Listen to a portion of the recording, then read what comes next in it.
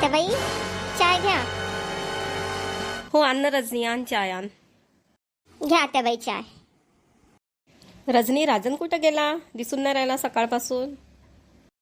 आत्याबाई ते थोडंसं त्याच्या मित्राकडे काम आहे म्हणे, म्हणून गेले ते. सकाळीच गेले. मला म्हणत होते माझा डब्बा बनवून ठेव म्हणत. मग मी 10 वाजता येतो म्हणत ना, मग कामावर जाईन म्हणत. कोणतं काम आहे बापा त्याला आपल्या मित्राकडं? मला तर नाही सांगलं ना त्यानं. रजनी, तुले सांगलं का त्यानं कोणतं काम आहे त्याच्या मित्राकडं? तर नाही आत्याबाई, ताई नाही मला काही सांगितलं नाही. मी विचारलं त्याईले कोणत्या कामासाठी चालल्या, तर ते म्हणत होते राहू दे, त्या कामाची गोष्ट नाही बा, मी जाऊन येतो लवकरच आपल्या मित्राकडे, तू डब्बा बनवून ठेव बा, असे म्हणत होते. आता कसाही थोडंसं दारू पिणं बंद केलं त्यानं, थोडासा सुधारला तर अजून मित्राच्या संगतीत जाऊ जाऊ बिघडलं नाही पाहिजे बाई महाराजन. हो आत्याबाई, मला खूपच भीती वाटते. आता त्याईनं तर दारू सोडली, किती चांगले राहतात आता आपल्यासोबत, किती चांगलं वागतात.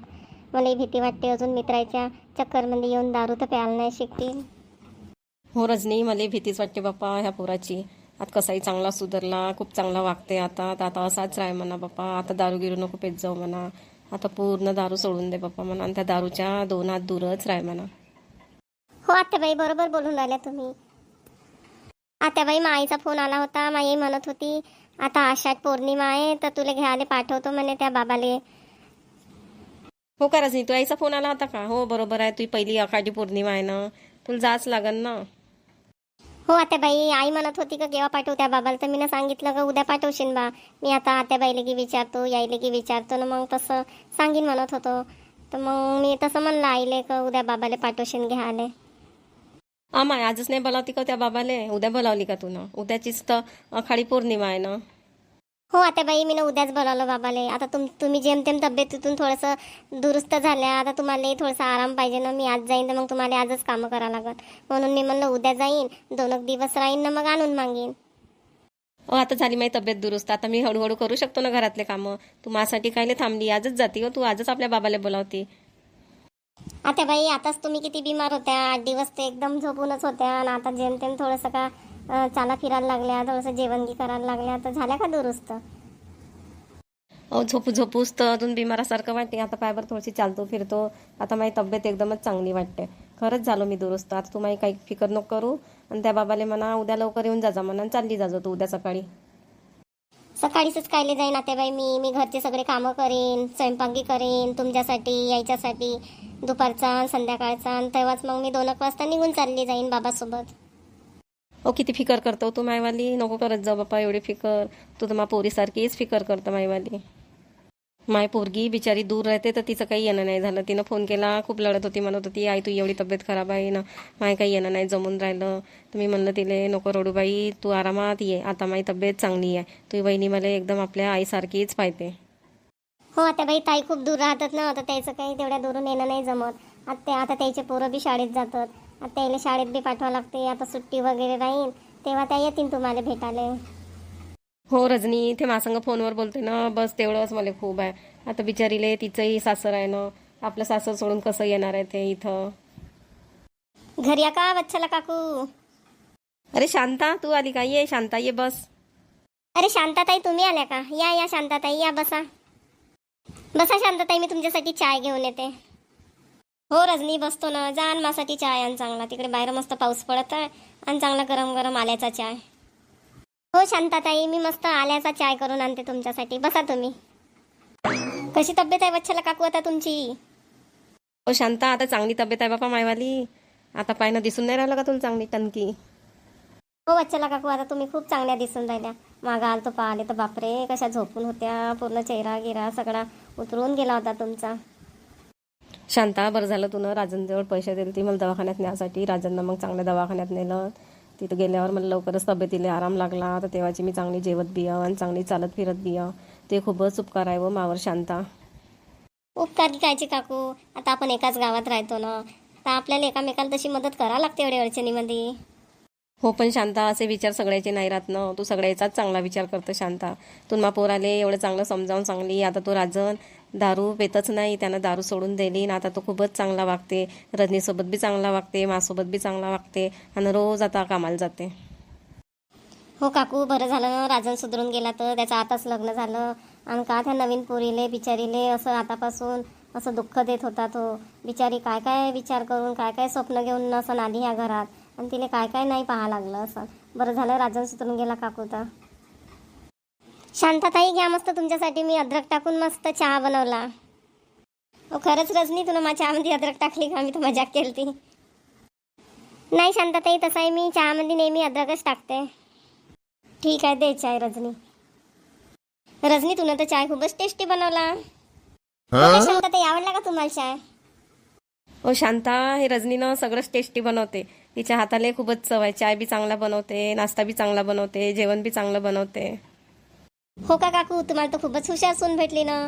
नाही तर आताच्या नवीन पोरी तर त्याला धड स्वयंपाकही नाही करताय आणि धड चाय नाश्ताही नाही बनवताय. हो शांता, मला खूपच चांगली सून भेटली. आता मी एवढी तब्येतीनं घरी होती ना, तर तिनं मला सगळंच हातात आणून देत होती. खूपच सेवा केली तिनं माई. एखादी पोरगी कशा आपल्या आईची सेवा करते तशी सेवा केली तिनं. हो का काकू, तुम्ही तर खूपच नशिबाना, तुम्हाला मस्त सून भेटली. पण माई बी सून खूपच चांगली आहे काकू. पण आता ती सध्या घरी नाही ना, तिच्या आईच्या घरी गेली आहे. रजनी, तू इथं हे पहिलीच आखाडी पौर्णिमा आहे ना, तू आता माहेरीच असेल. हो शांताताई, माझ्या आईचा फोन आला होता तर माझे बाबा उद्या घ्यायला येणार आहे, तर मी उद्या जाणार आहे आपल्या माहेरी. उद्या येणार आहे का तुझे बाबा? आजच नाही बोलवती का त्या बाबाले? हो शांता, मी तर म्हणलं त्या बाबाला आजच काऊन नाही बोलावली. तर ते म्हणते का तुम्ही आताच तब्येतीतून थोड्याशा दुरुस्त झाल्या म्हणते, तर मी तुमच्यावर आजपासूनच कामं टाकून जाऊ का म्हणते. तर मी उद्या दुपारचाही स्वयंपाक करीन, संध्याकाळचाही करून देईन म्हणते ना, मग 2 वाजता बाबासोबत जाईन म्हणते. पाय एवढी काळजी आहे बापा तिले मासून येले माईवाली. चांगला आहे ना काकू, सून तुमची एवढी काळजी करते तर.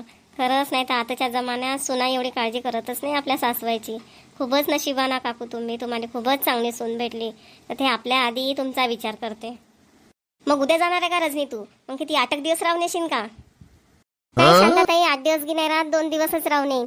आत्याबाईची तब्येत आता जेमतेम थोडीशी चांगली आहे, आणि मी नाही राहीन तर मग त्या कामं करू करू अजून बिमार पडल्या म्हणजे, म्हणून मी 2च दिवस राहीन, नाही येऊन जाईन. ओ रजनी, तू पहिलीच आखाडी पौर्णिमा आहे ना, तू 2 दिवसातच येशील का? राहायजून चांगली 8 दिवस. मी लक्ष देईन काकूकडे. नाही शांताताई, तुम्ही तर द्यानच म्हणा लक्ष. आता काय माहेरी मी का केव्हाही जाऊ शकते. आता आत्याबाई अजून चांगल्या तब्येतीनं दुरुस्त होतील तर नंतर मी कधी चालली जाईन ना, तेव्हा राहीन मग 8 दिवस. ठीक आहे बाई, जा मग 2 दिवसातच ये तू. चला काकू, आता जातो मी घरी. घरी ना कामं आहे तसेच पडले. हो शांता, जा, तू ये, काम आहे खरं. येत जा अशीच भेटीले. तू आली म्हणजे खूपच चांगलं वाटते. हो काकू, येत जाईन ना तुमच्या भेटीले. काहून येत नाही का मी? आता तुमची तब्येत पाहायला आलतो, त्याच्या बाद अजून एक वेळा आलतो ना, आज बी आली. शांताबाई कुठं चालली बापा एवढ्या घाई घाईनं? थांबत दिला आवाज येतो. अहो शांताबाई, थांबव. बापा, शांताबाईला आवाज बी नाही चालला का? अहो शांताबाई. काहून हिरा, काहून आवाज देत होती का?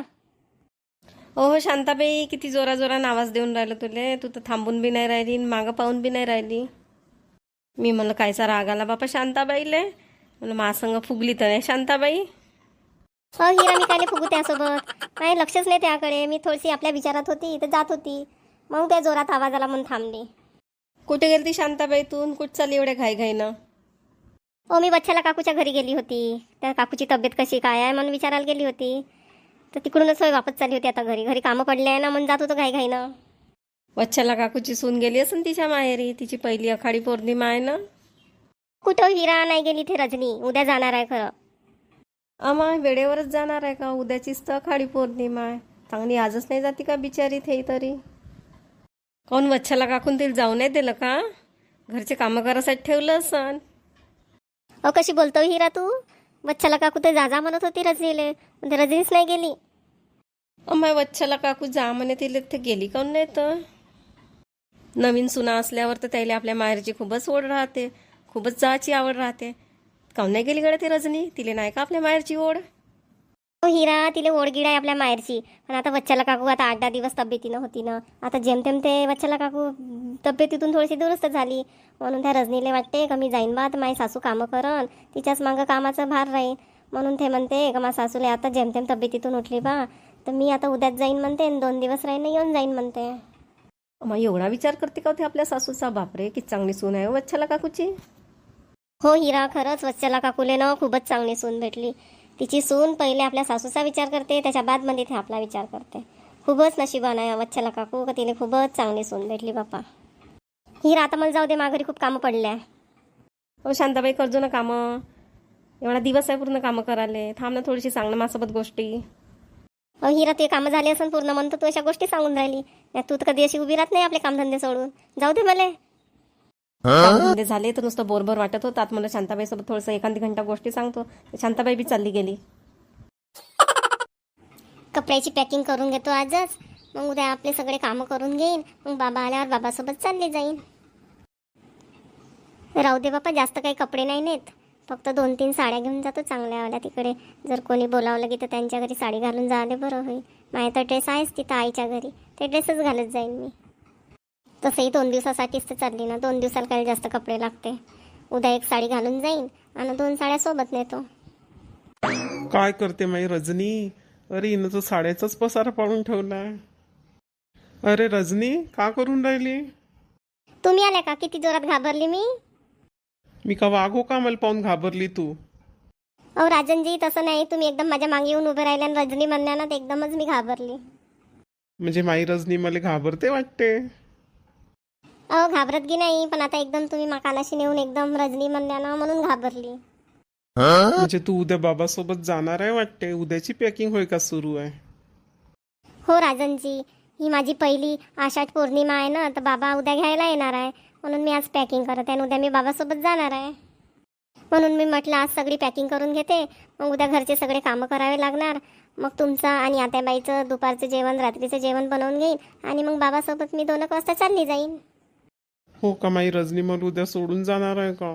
मग मी रजनी बिगर कसा राहणार आहो? मला तर त्या बिगर बिलकुलच गमणार नाही रजनी. नको जाऊ ना रजनी. का जाणं का जरुरी आहे का? नाही गेली तर काय होते? अहो राजनजी, तशी आपली परंपराच आहे. मुलीचं लग्न झाल्यानंतर पहिल्या वर्षी आषाढ पौर्णिमा असली तर मुलीला आपल्या सासरून माहेरी जावंच लागते. पण मी कसा राहीन रजनी तू या बिगर? तू केव्हा येणार आहे? 8-10 दिवस राहणार आहे का तू?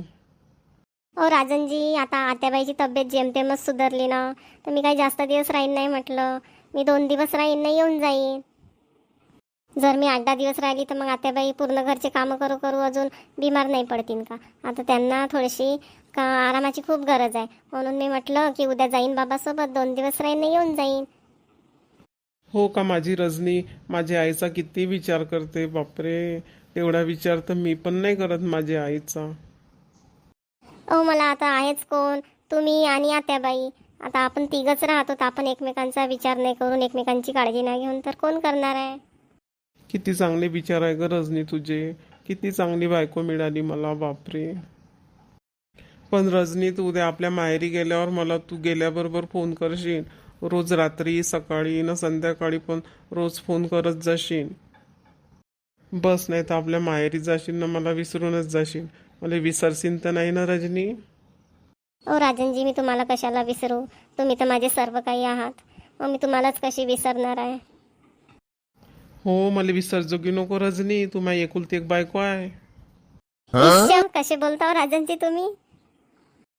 अरे माई रजनी तर लाजली ना.